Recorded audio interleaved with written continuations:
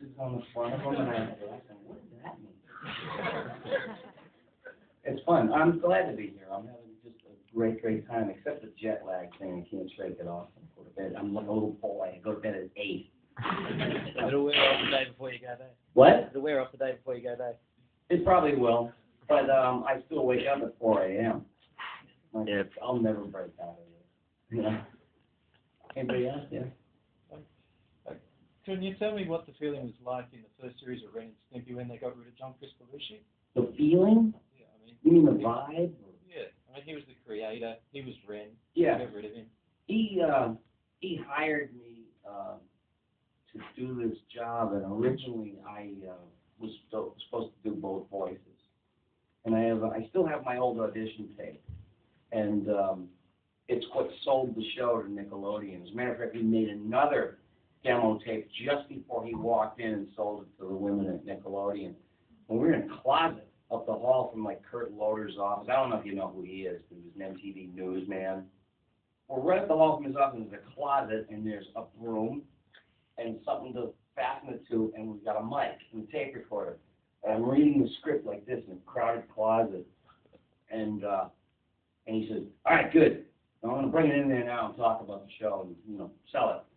And when he came out, he says, congratulations, what you just did sold the show. And I said, well, that's great. So I thought I was going to be doing both parts. And then he decided he was going to do Ren. But I think that was the plan all along, which it didn't matter to me. I didn't give a fat frog's ass who did what, to tell you the truth. Whatever somebody offers you, you just want to be a journeyman.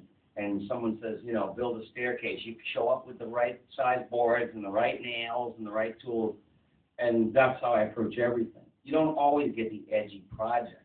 You know what I mean? It's like, I'll do narration for an industrial, like if it's a big corporation or something. And, yeah, I'll take their filthy money and then I'll have downed animals with it. I will.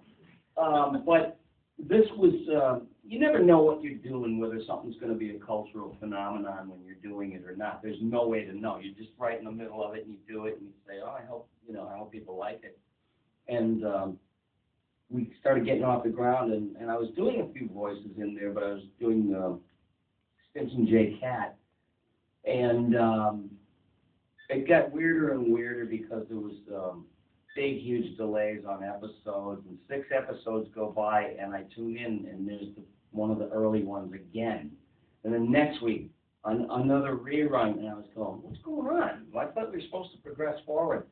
And there was this big infighting between the guy and Nickelodeon, and then he produced an episode that, they would approve certain things, and then I think they pull the rug out, and I was like, we never saw that.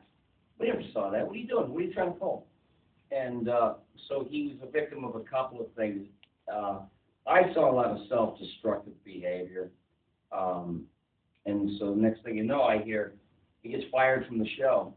And so they put out a casting call like everywhere.